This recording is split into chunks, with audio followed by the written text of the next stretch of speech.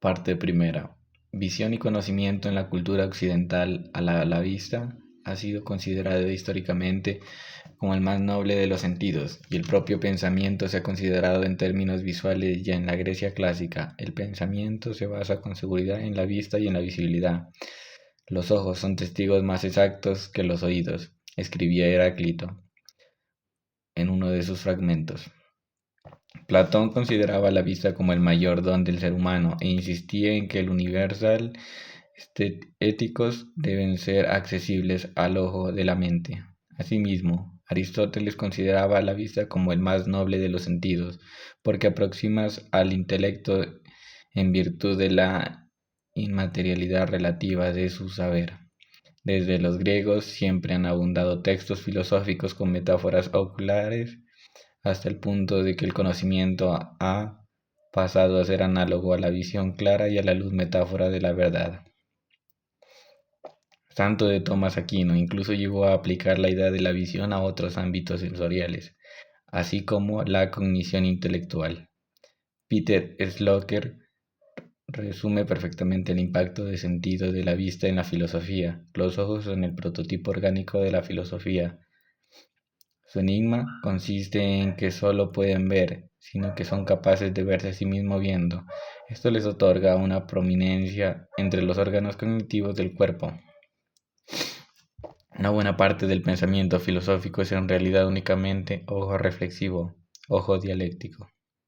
Se ve a sí mismo viendo. El Renacimiento se consideraba que los 5 sentidos formaban un sistema jerárquico desde el sentido más elevado de la vista hasta el más bajo del tacto. El sistema renacentista de los sentidos estaba relacionado con la imagen del cuerpo cósmico.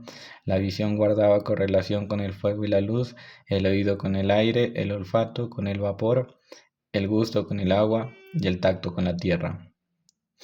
La invención de la representación de perspectiva hizo el ojo el punto central del mundo perceptivo, así como el concepto del yo. La propia presentación en perspectiva se convirtió en una forma simbólica que no se describía, sino que también condicionaba la percepción.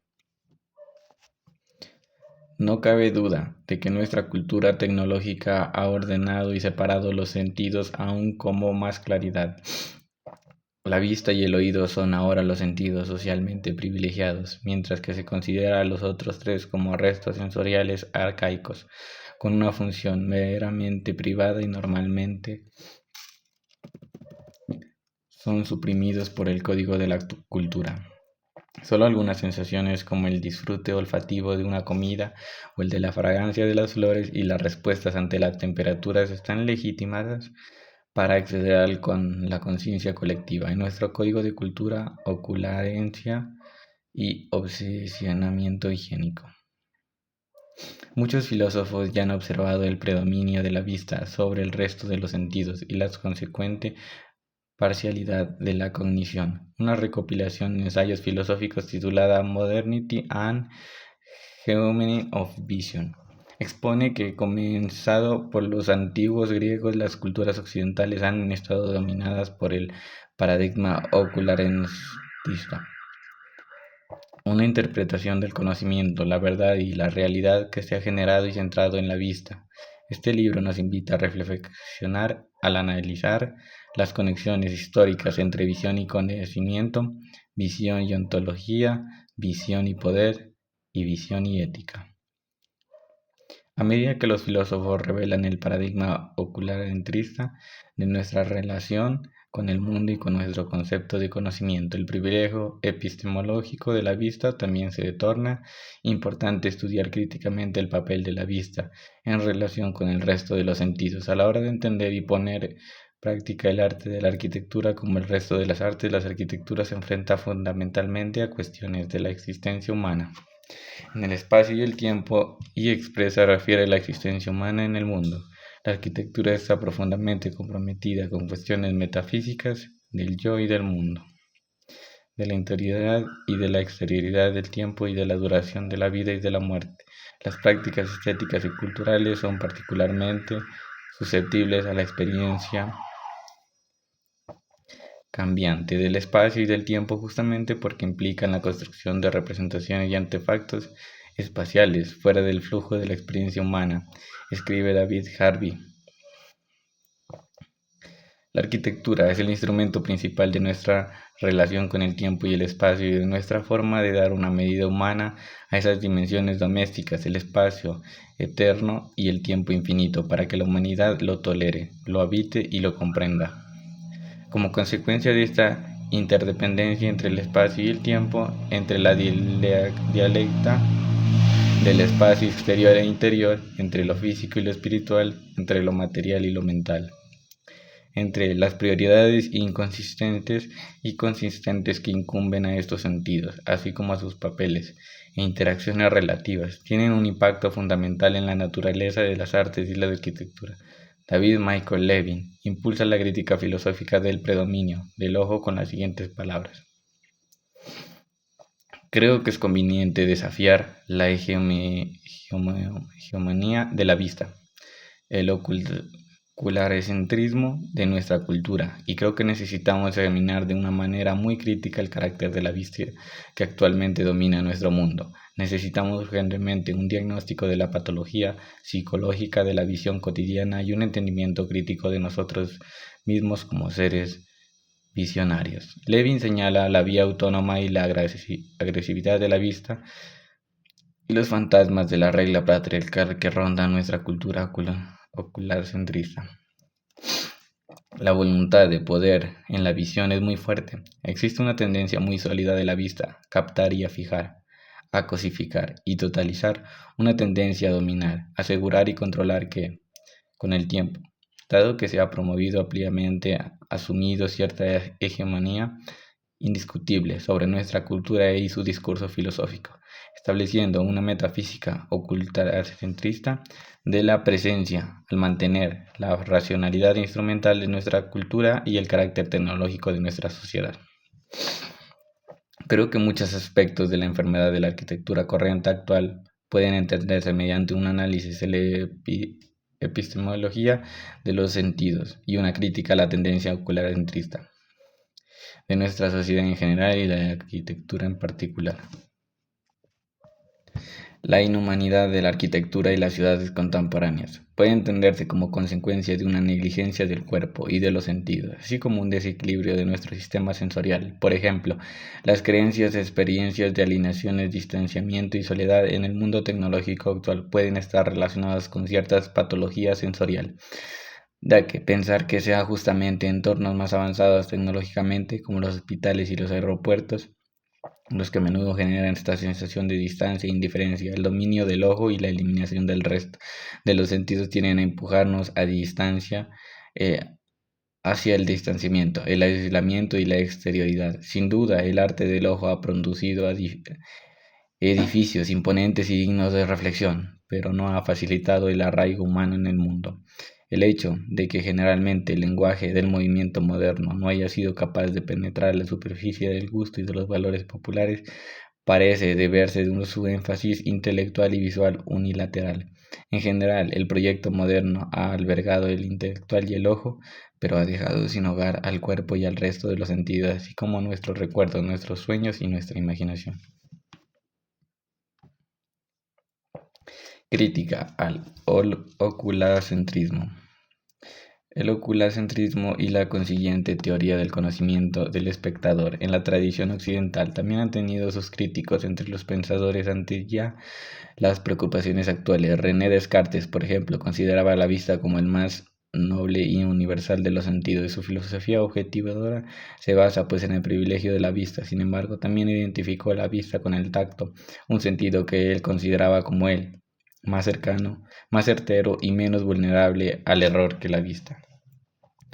Friedrich Nietzsche intentó subvertir la autoridad del pensamiento ocular, en aparente contradicción con la línea general de su pensamiento.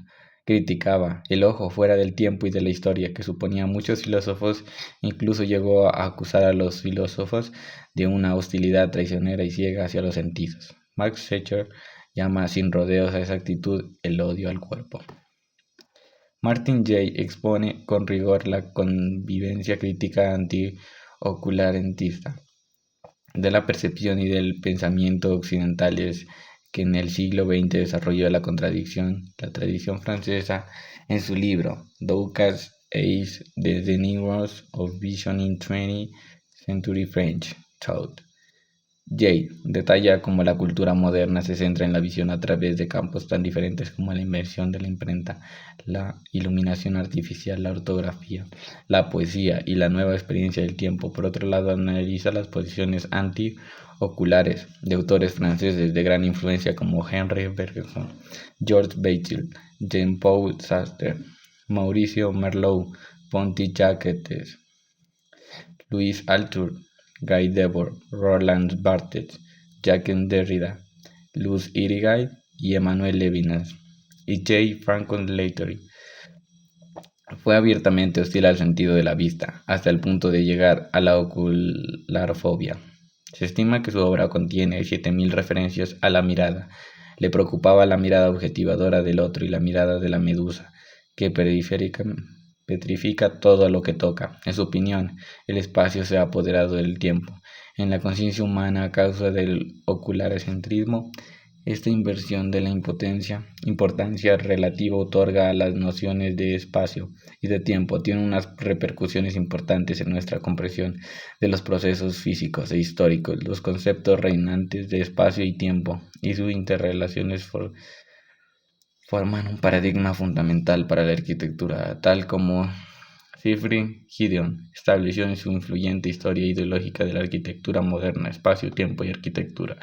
Maurice Merleau-Ponty criticó incesantemente el régimen cartesiano, perspectivo escópico, y su privilegio en un sujeto ahistórico, imparcial, acorporalizado, totalmente ajeno al mundo.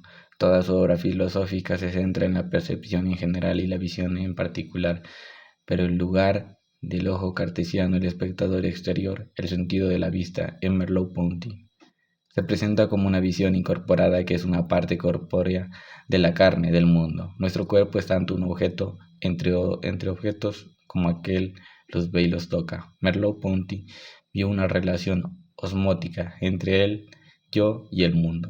Ambos se interpretan y definen uno al otro y enfatizó la simultaneidad e interacción de los sentidos. Merleau-Ponty escribe: mi percepción no es, por tanto, una suma de datos conocidos visuales, táctiles y auditivos, percibido de una forma total con todo mi ser. Captó una estructura única de la cosa, una única manera de ser que habla a todos los sentidos a la vez.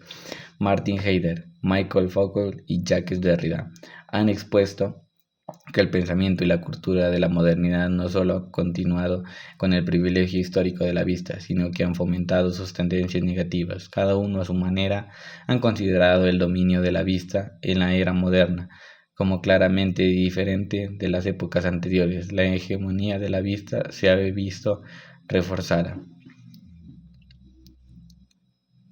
en nuestro tiempo por innumerables invenciones tecnológicas y una infinita multiplicación y producción de imágenes, una infinita lluvia de imágenes, como lo califica Italo Calvino.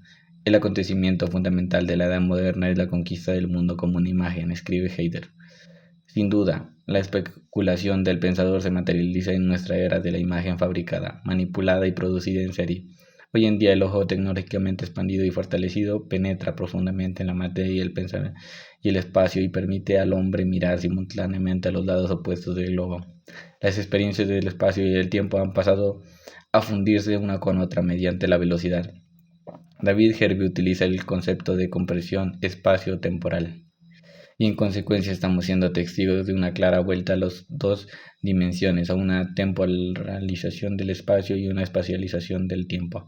La vista es el único sentido lo suficientemente rápido para seguir el ritmo del increíble incremento de la velocidad en el mundo tecnológico, pero el mundo del ojo hace que vivamos cada vez más en un entorno presente, aplanado por la velocidad y la simultaneidad. Las imágenes visuales se han convertido en mercancía, tal y como señala Harvey. Una ráfaga de imágenes casi simultánea de diferentes espacios funde los lugares del mundo en una amalgama de imágenes en la pantalla del televisor. La imagen de lugares y espacios pasa a estar tan dispuesta para la producción y el uso efímero como cualquier otra mercancía. Sin duda, la dramática destrucción de la construcción de la realidad heredada ha dado como resultado una crisis de la percepción en las últimas décadas. Incluso podemos percibir cierta histérica nerviosa de la representación de las artes de nuestro tiempo. El ojo narcisista y nihilista. En opinión de Heidegger, la hegemonía de la vista es en un primer momento suscrito visiones gloriosas, pero se fue volviendo cada vez más nihilista en los tiempos modernos. La observación de Heidegger sobre el ojo nihilista da mucho sobre lo que reflexionar hoy en día. Muchos de los proyectos arquitectónicos de los últimos 20 años, célebres gracias a la prensa especializada internacional, expresan tanto narcisismo como nihilismo. El ojo hegemónico trata de dominar todos los campos de la producción cultural y parece debilitar nuestra capacidad para la empatía, la compasión y la participación en el mundo. El ojo narcisista ve a la arquitectura solo como un medio de autoexpresión y como un juego intelectual y artístico, separado de las conexiones mentales y sociofundamentales, mientras que el ojo nihilista adelanta deliberadamente la distancia sensorial y mental y la alineación en lugar de reforzar la experiencia centrada en el cuerpo y la expresión al cuerpo. En lugar de intentar reconstruir un orden cultural, hace imposible una lectura de la significación colectiva. El mundo se convierte en un viaje visual hedonista, carente de significado. Queda claro que solo el sentido de la vista, que se distancia y separa, posibilita una postura nihilista. Es imposible pensar, por ejemplo, en un sentido nihilista del tacto, dada la inevitable cercanía, intimidad, veracidad e identificación que conlleva. Existe igualmente un ojo sadomasoquista y también puede identificarse sus instrumentos en el ámbito de las artes y de las arquitecturas contemporáneas. La actual producción industrial en serie de la imaginería visual tiende a alejar la visión de la participación e identificación emocional y a convertir la imaginería en un flujo fascinante sin centro ni participación. Michael Desertua advierte de la expansión negativa del mundo ocular, de la televisión a los periódicos, de la publicidad a todo tipo de epifanías mercantiles. Nuestra sociedad se caracteriza por un crecimiento canceroso de la vista, midiéndolo todo por su capacidad de mostrar o de ser mostrado y transmutando la comunicación en un viaje visual. La propagación cancerosa en la superficie imaginería arquitectónica actual, carente de lógica tectónica y de cualquier sentido de la materialidad y de la empatía, forma claramente parte de este proceso. Espacio oral versus espacio visual. El hombre no siente ha estado dominado por la vista.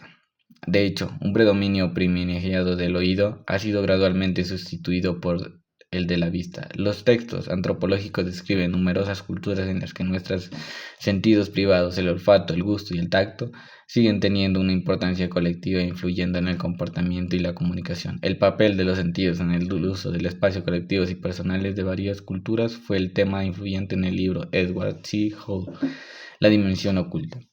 Un libro que lamentablemente parece que los arquitectos han olvidado. Los estudios proméxicos de Hall sobre el espacio personal ofrecen datos importantes sobre los aspectos instintivos e inconscientes de nuestra relación con el espacio y nuestro uso inconsciente del espacio de comunicación conductual. La perspicacia de Hall puede servir como base proyectual de espacios íntimos y bioculturalmente funcionales. En su libro Oralidad y Escritura, Walter G. Home analiza la transición de la cultura oral a la discreta y su impacto con la conciencia humana y el sentido colectivo. Home señala que el giro del lenguaje oral al escrito es en esencia un cambio del espacio sonoro, el espacio visual, y el que impresión reemplaza la persistente predominio del oído en el mundo del pensamiento y la percepción por el predominio de la vista, que tuvo sus inicios en la escritura. Desde su punto de vista se trata de un insistente mundo de datos fríos inhumanos. ONG analiza los cambios que el paso de la cultura oral primigenia a la cultura de la palabra escrita y finalmente la cultura impresa ha causado en la conciencia, la memoria y la comprensión humanas del espacio. Sostiene que a medida que el predominio del oído ha cedido en favor de la vista, el pensamiento situacional se ha visto sustituido por el pensamiento abstracto. Para el autor, este cambio fundamental en la percepción y comprensión del mundo parece irreversible, aunque las palabras están fundadas en el discurso oral, la escritura las encierra tiránicamente para siempre en el campo visual. Una persona que ha aprendido a leer no puede recuperar plenamente el sentido de los que la palabra significa para la gente que solo se comunica de manera oral. En efecto, lo indiscutible hegemonía del ojo puede ser un fenómeno bastante reciente, pese a tener sus orígenes en la óptica y el pensamiento griegos en opinión. Lucien Febvre en el siglo VII no se veía primero, se oía y se olía, se olfateaba el aire y se captaban los sonidos. Fue solo más tarde cuando la vista se ocupó seria y activamente la geometría, poniendo su atención en el mundo de las formas con Kepler 1571-1630 y Gerhard Degger 1593 y 1662. Fue entonces cuando se dio rienda suelta a la vista en el mundo de la ciencia, al igual que el mundo de las sensaciones físicas y también en el de la belleza. Robert Mandrou plantea un argumento análogo. La jerarquía de los sentidos no era la misma que el siglo XX, porque el ojo que actualmente rige se encontraba en el tercer lugar, muy por detrás del oído y el tacto. El ojo que organiza, clasifica y ordena no era el órgano favorito de una época que prefería el oído. La creciente hegemonía del oído para ir paralelo al desarrollo de la autoconciencia occidental y la separación cada vez mayor entre el yo y el mundo. La vista nos separa del mundo, mientras que el resto de los sentidos nos une a él. La expresión artística tiene que ver con los significados preverbales del mundo, significados que se incorporan y se viven más que entenderse de forma meramente intelectual. En mi opinión, la poesía tiene la capacidad de devolvernos momentáneamente al mundo oral y envolvente. La palabra oralizado de nuevo por la poesía nos devuelve al centro en un mundo interior, como Gaston Bachelard apunta. El poeta habla en el umbral del ser, pero también se sitúa en el umbral del lenguaje a sí mismo. La tarea del arte y de la arquitectura generalmente consiste en reconstruir la experiencia de un mundo interior indiferenciado del que no somos simples espectadores, sino aquel que pertenece inseparablemente en las obras artísticas. El entendimiento existencial surge de nuestro encuentro mismo con el mundo y con nuestro ser en el mundo. No se conceptualiza ni se intelectualiza. Arquitectura retiniana y la pérdida de la plasticidad. Es evidente que la arquitectura de las culturas tradicionales también está fundamentalmente conectada con el saber táctico del cuerpo en lugar de estar dominada visual y conceptualmente. En las culturas tradicionales la construcción está guiada por el cuerpo de la misma manera que un pájaro conformado su nido mediante sus propios movimientos. La arquitectura indígena de arcilla y barro que se da en varias partes del mundo parecen haber nacido de sentimientos musculares y ápticos más que del ojo.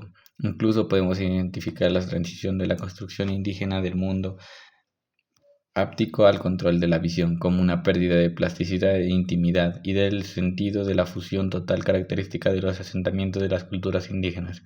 El predominio del sentido de la vista puesto en el relieve en el pensamiento filosófico se ha así igualmente manifestado en el desarrollo de la arquitectura occidental.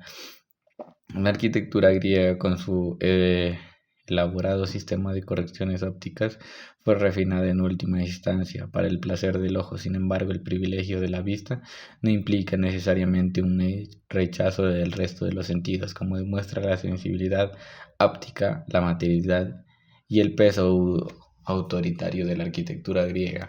El ojo estimula e invita a las sensaciones musculares y táctiles. El sentido de la vista puede incorporar e incluso reforzar otras modalidades sensoriales. El ingrediente táctil inconsciente de la vista es especialmente importante y está fuertemente presente en la arquitectura histórica, pero muy descuidado en la arquitectura de nuestro tiempo. La teoría de la arquitectura occidental, desde León Battista Albert, ha tratado fundamentalmente de temas de percepción visual, armonía y proporción. La sentencia del Berti de que la pintura no es más que la intersección de la pirámide visual, de acuerdo con una distancia dada, un centro fijo y cierta iluminación, traza el paradigma de perspectiva que también pasó a ser el instrumento del pensamiento arquitectónico. De nuevo, debe hacerse hincapié en que centrarse conscientemente en los mecanismos de la vista no dio automáticamente como resultado el rechazo firme e interaccionado del resto de los sentidos. Antes de nuestra era, la imagen visual omnipresente, el ojo conquista su papel hegemónico, tanto consciente como inconscientemente. La práctica arquitectónica solo de una manera gradual con la aparición de la idea de un observador incorpóreo. El observador pasa a desprender de una relación corpórea con el entorno a través de la supresión del resto de los sentidos de concreto mediante las extensiones termológicas del ojo y la proliferación de imágenes como Wachowski sostiene. La vista humana es un artefacto en sí mismo producido por otros artefactos, a saber, las imágenes. El sentido de la vista figura totalmente como dominante en los escritos de los arquitectos del movimiento moderno. Los proclamados de Le Corbusier, tales como "yo no existo en la vida sino a condición de ver, soy y veré una visual impenitente", todo se encuentra en lo visual, solo se necesita ver claramente para entender. Te ruego que abras bien los ojos, abres los ojos, estás acostumbrado no abrir los ojos, sabes abrir los ojos, los abres a menudo, siempre y bien. El hombre mira la creación de la arquitectura con sus ojos que están a unos 70 centímetros del suelo, y la arquitectura es cosa plástica. La plástica es aquello que se ve y se mide con los ojos. Manifiestan claramente el privilegio del ojo en la teoría de los primeros modernos, más declaraciones de Walter Gropius. Él tiene que adaptar el conocimiento de los hechos científicos a la óptica y obtener así un fondo teórico que guíe a su mano para dar forma y crear una base objetiva. Y de Laszlo, su mano para dar forma y crear una base objetiva. Y de Laszlo, Monogly y Nagy.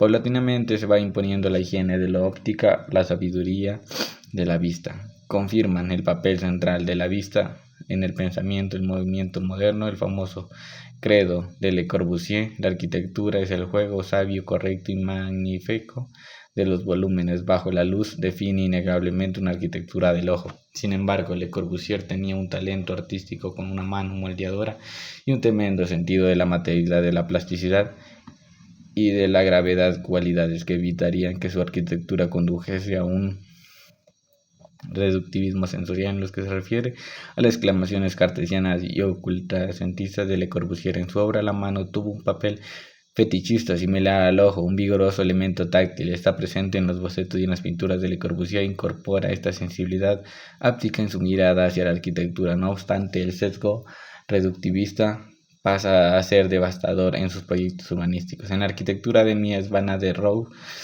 predomina una perspectiva frontal, pero su sentido único del orden de la tremente. El paradigma visual, por otra parte, una obra de arquitectura es grande precisamente por las intenciones y las alusiones contrapuestas y contradictorias que logra fusionar. Para que una obra se abra a la participación emocional del observador, es necesaria una tensión entre las intenciones conscientes y los caminos inconscientes. En todos los casos, los contrastes deben resolverse de una manera simultánea y aglutinante, como escribió Alvar Aalto. Normalmente las declaraciones verbales de los artistas y arquitectos no deberían tomarse a pies juntillas, ya que a menudo simplemente representan una racionalización superficial consistente a una defensa que bien puede ser en aguda contradictoria con las intenciones inconsistentes más profundas que dan a la obra su verdadera fuerza vital con igual claridad.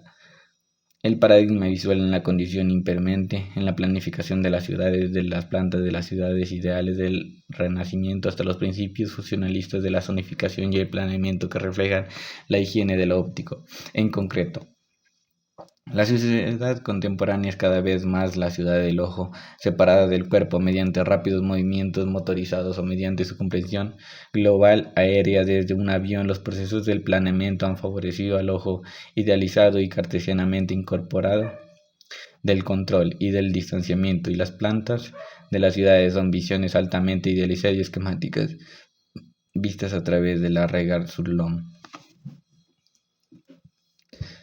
tal como la definió Jan Starbowski, a través del ojo de la mente de Platón.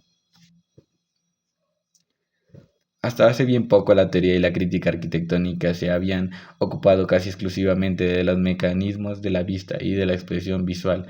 La percepción y experiencia de la forma arquitectónica casi siempre han sido analizados a través de las leyes de Gestalt de la percepción visual. Asimismo, la filosofía pedagógica ha entendido la arquitectura fundamentalmente en términos visuales, poniendo el énfasis de la construcción de imágenes visuales tridimensionales en el espacio. Una arquitectura de imágenes visuales. El sesgo ocular nunca ha sido tan manifiesto en el arte de la arquitectura como en los últimos 30 años, en los que ha predominado un tipo de arquitectura que apunta hacia una imagen visual llamativa y memorable en lugar de una experiencia plástica y espacial con una base existencial. La arquitectura ha adoptado la estrategia psicológica de la publicidad y de la persuasión instantánea. Los edificios se han convertido en productos, imagen separados de la profundidad y de la sensibilidad existencial. David Harvey asocia la pérdida de temporalidad y la búsqueda de un impacto instantáneo a la tendencia contemporánea hacia la pérdida de una profundidad existencial. Friedrich Jameson utiliza el concepto de artificiosa falta de profundidad para describir la condición cultural contemporánea y su obsesión por las apariencias, superficies e impactos instantáneos que con el tiempo no tienen fuerza. Como consecuencia de la avalancha actual de imágenes, a la arquitectura de nuestro tiempo aparece a menudo como un simple arte retinado del ojo, completando con ello un círculo epistemológico que comenzó en la arquitectura y el pensamiento griego. Pero el cambio va más allá del simple predominio físico. En lugar de ser un encuentro situacional y corporal, la arquitectura se ha convertido en un arte de la imaginación impresa, fijada por el apresurado ojo de la cámara fotográfica. En nuestra cultura de imágenes, la propia mirada se aplana en una de ellas, pierde su plasticidad. En lugar de experimentar nuestro ser en el mundo, los contemplamos desde afuera, como espectadores de imágenes proyectadas sobre la superficie de la retina. David Michael Levin utiliza la expresión ontología frontal para describir la visión frontal fija y enfocada predominante. Susan Sontag ha hecho unos comentarios perspectivos sobre el papel de la imagen fotográfica en nuestra percepción del mundo. Escribió, por ejemplo, sobre una mentalidad que mira al mundo como un juego posible fotografía y expone que en la realidad ha llegado a aparecer más y más lo que nos muestra la cámara, y que la omnipresencia de las fotografías ejerce un efecto inalcanzable en nuestra sensibilidad ética al poblar en este mundo. Ya Barrota, con su duplicado de imágenes, la fotografía nos persuade de que el mundo es más accesible de lo que en verdad es.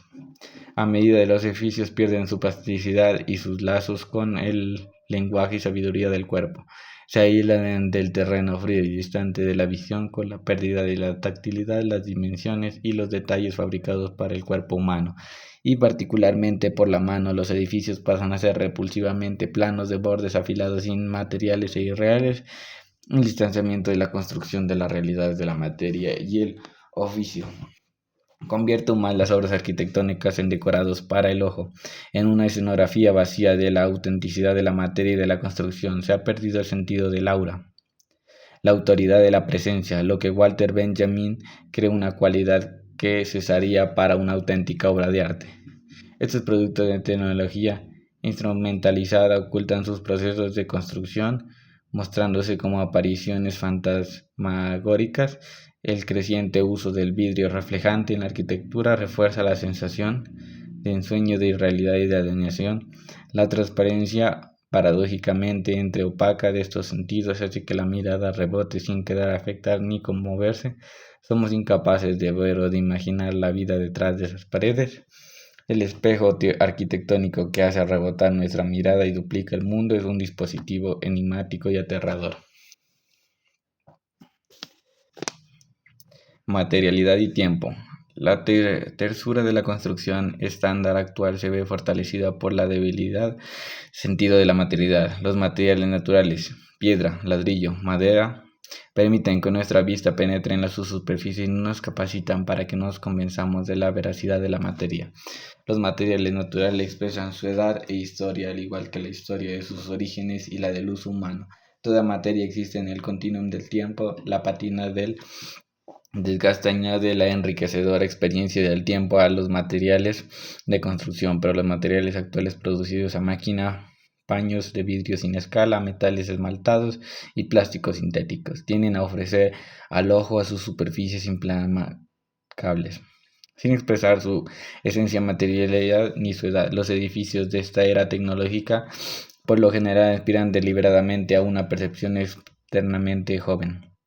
No incorporan la dimensión temporal ni los inevitables procesos mentalmente elocuentes del envejecimiento. Este miedo a las señales del desgaste y a la edad guarda relación con nuestro miedo de la muerte, la transparencia y la sensación de la inbraguidez y flotación. Son temas centrales de la arquitectura, del arte modernos y de las décadas recientes han emergido una nueva imaginería arquitectónica que utiliza reflexión, las gradaciones de transparencia, la cubrición y la yuxtaposición para crear un sentido de espesor espacial, hacia como unas sensaciones útiles y cambiantes del movimiento y de la luz.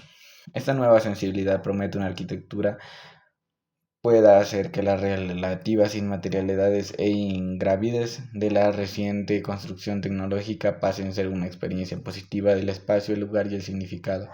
El debilitamiento de la experiencia temporal en los entornos actuales tiene efectos mentales devastadores, en las palabras del terapeuta estadounidense Goddard Bott. Nada da al hombre una satisfacción más plena que la participación en procesos que reemplacen el espacio de la vida individual. Tenemos una necesidad mental de caer en la cuenta de estar enraizados en la continuidad del tiempo y en el mundo artificial. Es cometido de la arquitectura facilitar esta experiencia. La arquitectura doméstica el espacio ilimitado y no permite habilitarlo, pero este debería asimismo domesticar el espacio infinito y permitir habitar la continuum del tiempo. Actualmente el énfasis excesivo sobre las dimensiones intelectuales y conceptuales de la arquitectura contribuye a la desaparición de su esencia física, sensual y corpórea de la arquitectura contemporánea, que se hace pasar por la vanguardia. Se preocupa más por el propio discurso arquitectónico, por trazar el mapa de las posibilidades territorios artísticos marginales que en dar respuesta a las cuestiones humanas y existenciales. Esta atención reduccionista da origen a un sentido de auto arquitectónico, un discurso interiorizado y autónomo que no se basa en nuestra realidad existencial compartida. Más allá de la arquitectura, la cultura contemporánea en general marcha hacia un distanciamiento, una especie de desensualización y desautorización escalofriantes de las relaciones humanas con la realidad.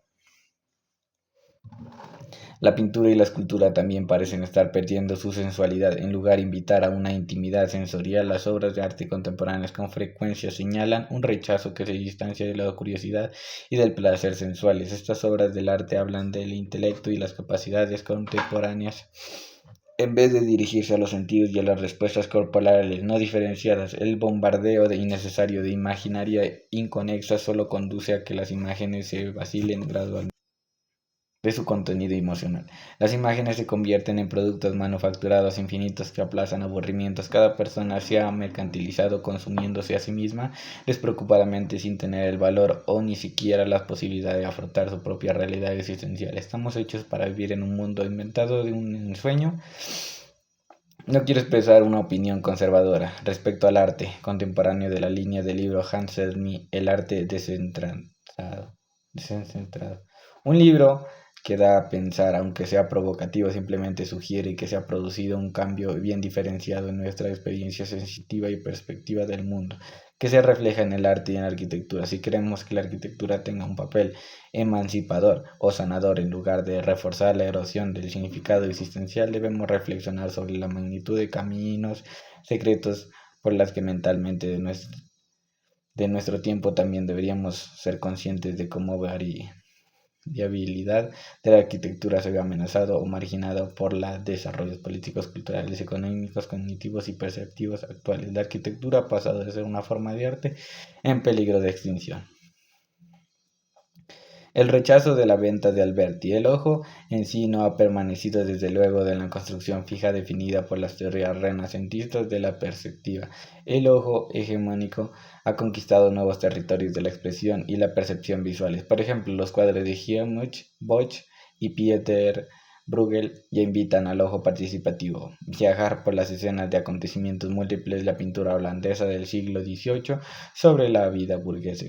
Presenta escenas informales como de uso cotidiano que se expanden más allá de los límites de la venta de Alberti. La pintura barroca abre la visión con límites de dibujados, focos tenues y múltiples perspectivas, ofreciendo una invitación clara y táctil y tentada al cuerpo a viajar por el espacio ilusionario. Una línea fundamental en la evolución de la modernidad ha sido la liberación del ojo de epistemología perspectiva cartesiana. Los cuadros de J. M. William Turner prosiguen con la eliminación del encuadre de la imagen en la posición estratégica que arrancó en la época barroca. Las impresiones abandonan la línea fronteriza en el encuadre equilibrado y la profundidad de la perspectiva. Paul Sensase aspira a ser visible como nos foca en el mundo.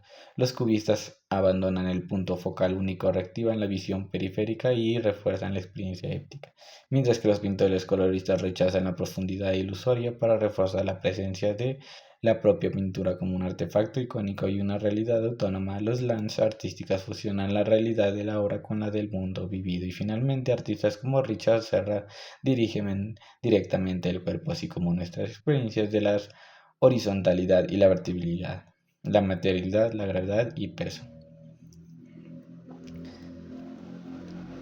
Esta misma contracultura que se enfrenta a la hegemonía del ojo perspectivo ha encontrado un lugar de la arquitectura moderna a pesar de la posición culturalmente hegemónica de las vistas. La arquitectura cinéstica y textual de Frank Lloyd Wright, los edificios musculares táctiles del Albatar Alto y la arquitectura de la geometría y gravitas de Louis Kahn son ejemplos particularmente significativos en ese sentido.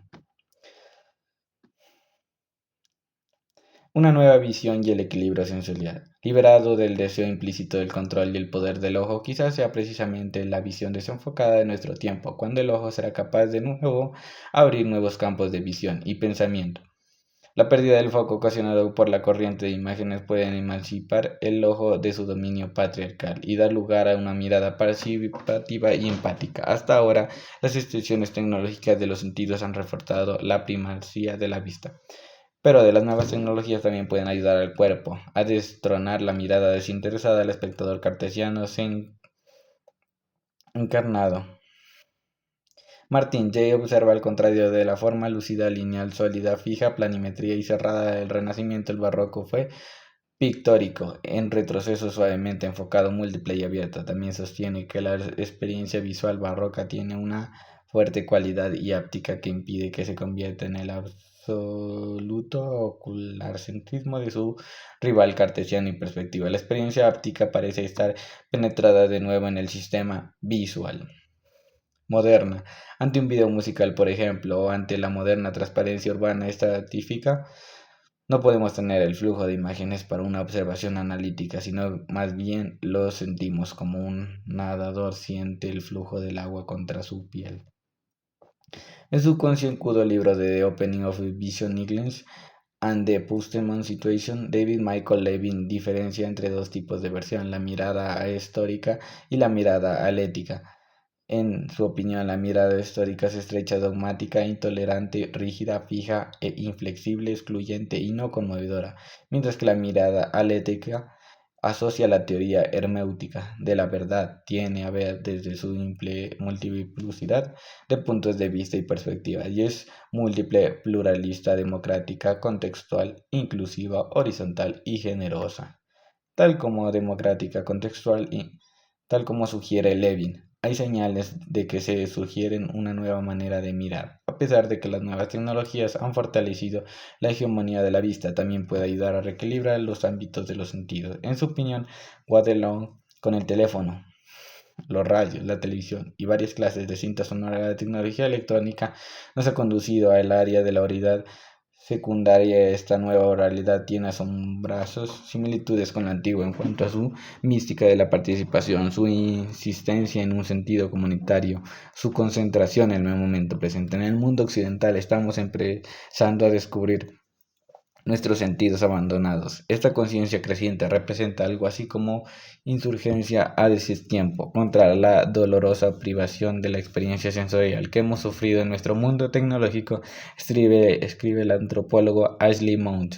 Actualmente numerosos arquitectónicos de todo el mundo proyectan con ahínco desde esta nueva consciente e intentan volver a sensibilizar a la arquitectura mediante un sentido fortalecido de materialidad y apticidad, textura y peso, densidad del espacio y luz materializada.